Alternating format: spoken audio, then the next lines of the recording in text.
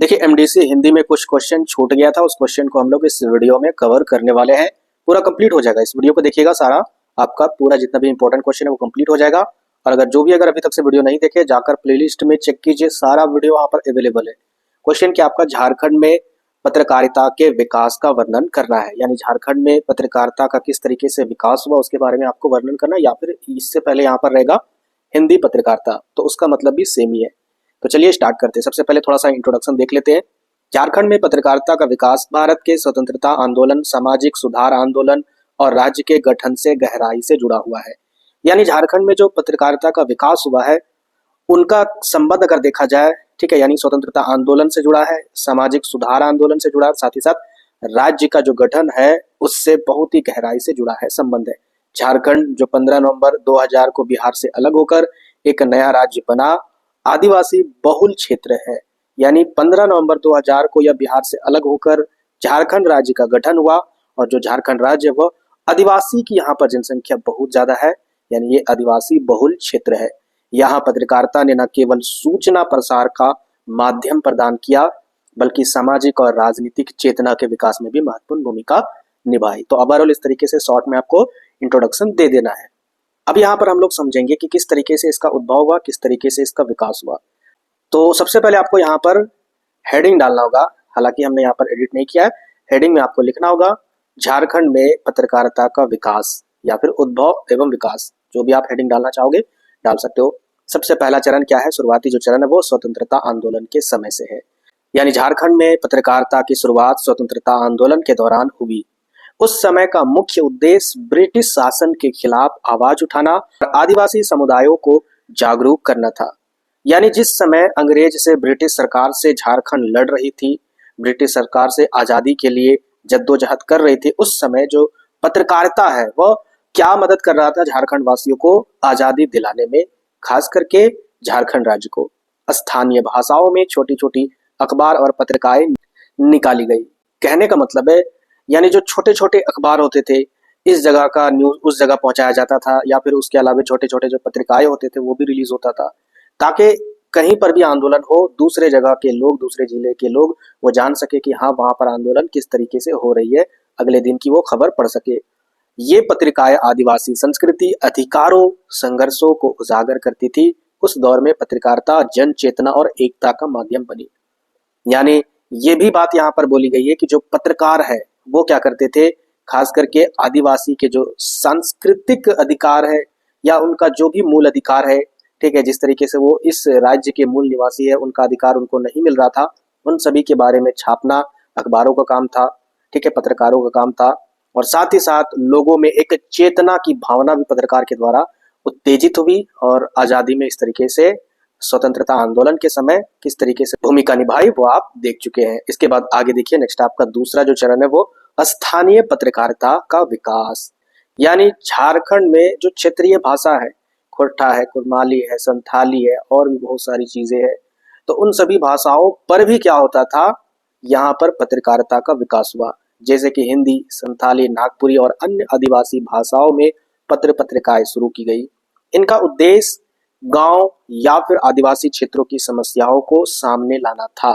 पत्रकारिता ने शिक्षा, स्वच्छता और सामाजिक सुधार में मदद की। हालांकि संसाधनों की कमी और बड़े अखबारों के दबाव ने स्थानीय पत्रकारिता को सीमित कर दिया। देखिए छोटे छोटे जो पत्रकार होते थे, अखबार होते थे, उसमें क्या क्या छपता था, जो आदिवासी का जो भी अधिकार है उसके बारे में, उसकी समस्याओं के बारे में, और जो भी गांव की जो समस्या होती थी उसके बारे में वो उजागर करते थे। और साथ ही साथ जो भी एजुकेशन से रिलेटेड, जो गांव के लोग पिछड़े हैं, आदिवासी के लोग पिछड़े हैं, उससे रिलेटेड उनमें छपती थी। लेकिन यहाँ पर जो बड़े बड़े अखबार थे, कहीं ना कहीं वो बहुत ही तेजी से बिक रहे होंगे, उनका ज्यादा प्रचलन होगा, जिस कारण से उनके सामने ये जो छोटे छोटे जो पत्रिकाएं थे वह कहीं ना कहीं दबाव महसूस करते थे। तो इस तरीके से स्थानीय पत्रकार का भी विकास हुआ। छोटे छोटे जो अखबार होते थे, जैसे कि ये हिंदी भाषा का कोई अखबार निकल गया है, संथाली का या नागपुरी का, समझ में आया ना। हालांकि जो बड़े बड़े अखबार थे उनमें तो इनका कंपैरिजन नहीं होता था, लेकिन धीरे धीरे इनका भी विकास हुआ। अब तीसरे चरण पर देखते हैं राष्ट्रीय अखबारों का प्रवेश। झारखंड में कैसे कैसे जो राष्ट्रीय अखबार था वो प्रवेश कैसे किया, तो देखिए यहाँ पर झारखंड में बड़े राष्ट्रीय अखबार जैसे कि हिंदुस्तान, प्रभात खबर और दैनिक जागरण ने अपने संस्करण शुरू किए। इन अखबारों ने राज्य की समस्याओं को राष्ट्रीय स्तर पर पहुंचा दिया। शिक्षा, राजनीति और आदिवासी मुद्दों पर गहराई से रिपोर्टिंग की गई। हालांकि ग्रामीण और दूर दराज के क्षेत्रों को कम कवरेज मिली। राष्ट्रीय अखबारों ने स्थानीय पत्रकारिता को नए मानक दिए। देखिए फिर क्या हुआ, यहाँ पर कुछ दिनों के बाद जैसे देश आजाद हुआ और देश आजादी के बाद छोटे छोटे अखबार आए, जैसे कि अलग अलग अपना जो क्षेत्रीय भाषा था उसके आधार पर, हालांकि वो उतना प्रचलित नहीं हुए। जो बड़े अखबार थे उसके सामने वो दबाव महसूस कर देते। फिर कुछ दिनों के बाद, कुछ समय के बाद राष्ट्रीय अखबार का भी प्रवेश हुआ झारखंड में, जैसे कि हिंदुस्तान, प्रभात खबर और दैनिक जागरण वगैरह वगैरह। इन्होंने भी कहीं ना कहीं झारखंड के राजनीतिक मुद्दे पर बात की, आदिवासी की जो भी चीजें हैं उनके अधिकार के बारे में बात की और रिपोर्टिंग की। फिर भी कहीं ना कहीं इनके अखबार में जो दूर दराज में छोटे छोटे जो गांव थे, ग्रामीण इलाके थे, वहां कवरेज ये नहीं करते थे। तो इस तरीके से राष्ट्रीय अखबारों का भी प्रवेश कैसे हुआ झारखंड में, वो हमने देखा। आगे देखते हैं नेक्स्ट आपका इलेक्ट्रॉनिक मीडिया का प्रभाव।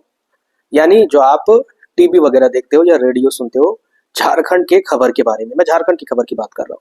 तो झारखंड के इलेक्ट्रॉनिक मीडिया का विस्तार 2000 के बाद, यानी सन 2000 के बाद तेजी से हुआ।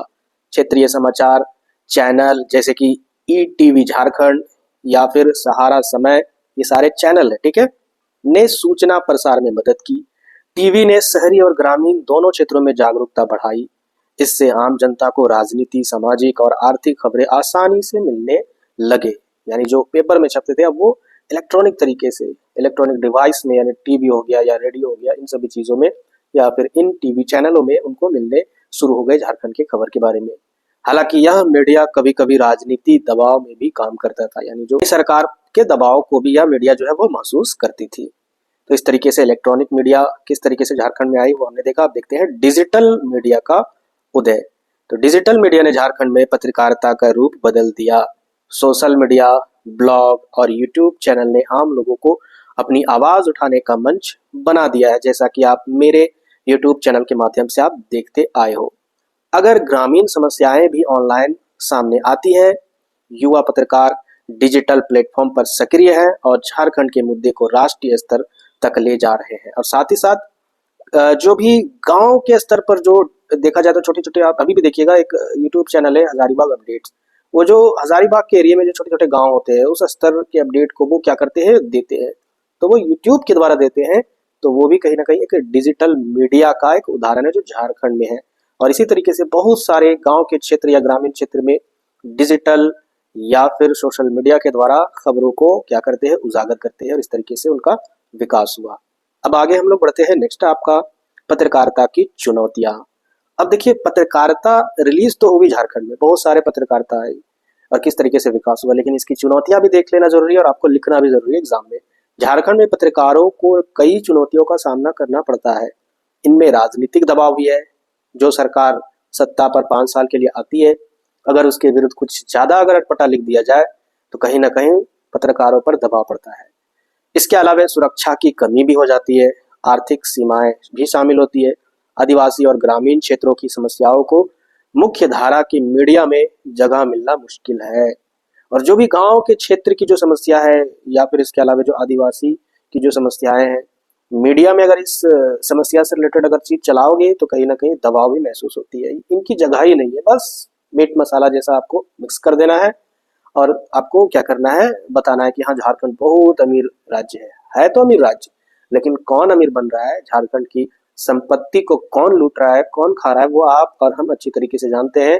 लेकिन इसका उजागर किसी भी पत्रकार द्वारा, सोशल मीडिया द्वारा या फिर अखबार द्वारा उजागर नहीं होता है। तो ये सारी चीजें हैं जो चुनौतियों का सामना करना पड़ता है पत्रकारिता में। इसके अलावा इसके बावजूद पत्रकारिता राज्य के सामाजिक बदलाव और विकास में महत्वपूर्ण भूमिका निभा ही रहे हैं। स्वतंत्र और निष्पक्ष पत्रकारिता की जरूरत आज भी बहुत है, ठीक है, क्योंकि अगर जब तक झारखंड के धरातलीय स्तर पर अगर कोई भी रिपोर्टिंग नहीं करेगी, यकीन मानिए झारखंड से अगर देखा जाए दुर्भाग्य किसी भी राज्य का नहीं है। बहुत अमीर राज्य है संपत्ति के तौर पर, लेकिन फिर भी यहाँ की सच्चाई कोई भी दिखाना नहीं चाहता और यहाँ के लोग बाहर बाहर काम करने के लिए जाते हैं, ये भी कहीं पर उजागर नहीं होती। ये भी सच्चाई है, बहुत बड़े आंकड़े पर जाते हैं लोग काम करने के लिए, मतलब यहाँ पर सारी संपत्ति होते हुए भी। क्यों? क्योंकि कहीं ना कहीं ये राजनीतिक दबाव है। चलिए, ये चुनौतियां हैं पत्रकारों के लिए। अब निष्कर्ष के तौर पर आपको क्या लिखना है कि झारखंड में पत्रकारिता ने सामाजिक जागरूकता बढ़ाने, आदिवासी समुदायों की समस्याओं को उजागर करने और राज्य के विकास में महत्वपूर्ण भूमिका निभाई है। हालांकि आज भी झारखंड में पत्रकारिता को अपनी स्वतंत्रता और निष्पक्षता बनाए रखने के लिए कई चुनौतियों का सामना करना पड़ रहा है। डिजिटल और स्थानीय पत्रकारिता का विकास भविष्य में झारखंड के सामाजिक और आर्थिक विकास में महत्वपूर्ण योगदान देगा। तो इस तरीके से झारखंड में किस तरीके से पत्रकारिता शुरू हुई, किस तरीके से वर्तमान टाइम में है, वो मैंने आपको डिटेल से बता दिया।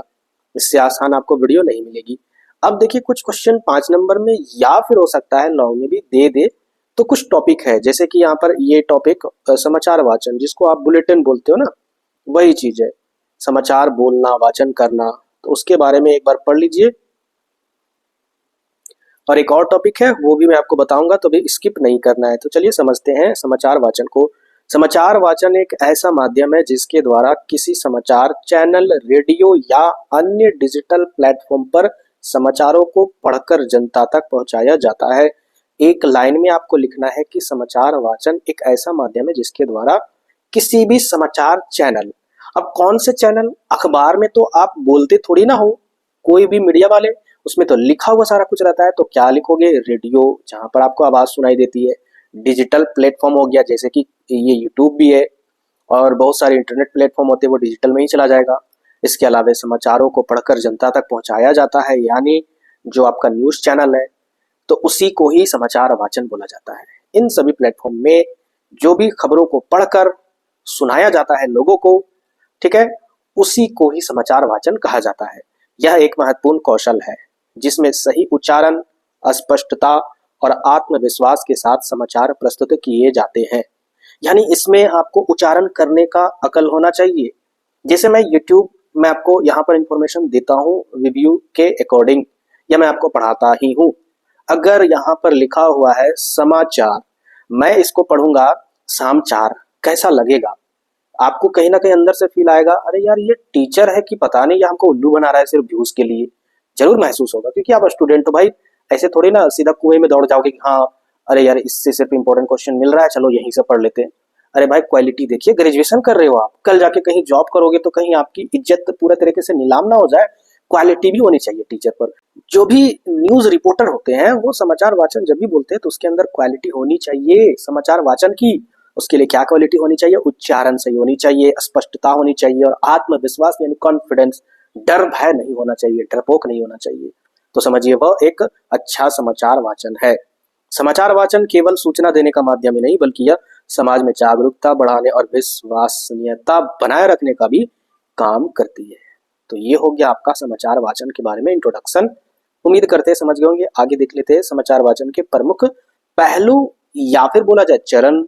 ठीक है, चलिए देख लेते हैं। सबसे पहला भाषा और उच्चारण, यानी समाचार वाचन के लिए क्या बोला गया है कि जो भाषा और उच्चारण है उसमें मजबूती से पकड़ होनी चाहिए। जैसे यहाँ पर देखिए क्या बोला गया कि समाचार वाचन को भाषा पर मजबूत पकड़ होनी चाहिए और साथ ही साथ उच्चारण स्पष्ट और सटीक होना चाहिए ताकि हर व्यक्ति समाचार को आसानी से समझ सके।